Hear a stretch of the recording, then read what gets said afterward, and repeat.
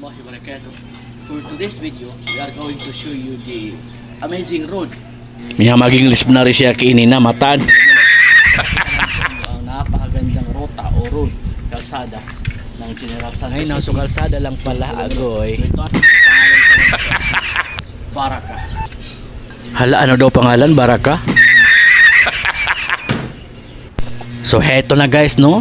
Palabas na tayo, pagawas na ta sa ating barangay, Jinsanville area. Pulumulok na yan.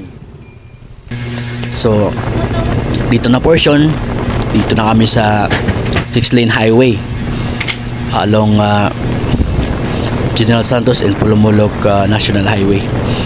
Ayan o, kapit na kapit si Mrs. Parang toko. Ayan. Ayan, ang bilis. Ang bilis ha. Hindi. Pinaspeed up lang ang video. Ayan. Nandyan pa rin si Mrs. ha. Parang toko kumakapit kasi natatakot daw. Baka kasi mahulog. Ayan no. So smooth lang tayo. Ayan. Video while riding our bike. Ayan.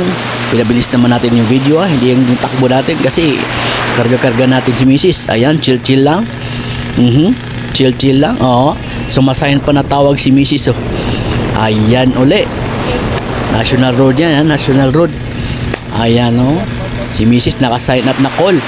Sino kaya pinapatawagan niya? O ano kaya? Yung yo-yo na yun? Yo-yo. Yo-yo daw yun. Ayan oh. Along National. Ayan. Ayan. Katatanaki si Mrs. sa masusunod. Toko at tagatak. Nakagunggap man. Nabata nang magang piagan tanong din na video. May ko na mesa mo karon ng pagilay. Katatan.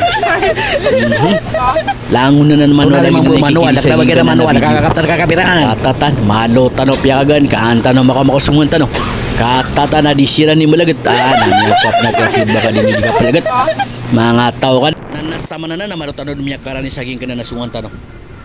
So ayun na nga, dumating na tayo sa target area kung saan tayo magpapark. Ay, sa resyungan na kasan na magpapark. Ito may kaya kasan sunga ki kaulo. Ay nako, kabagal magmotor. Oy. Dagi mga kabang sa bossing ko na may sa natin. Tingan namin ang motor namin. Go ahead.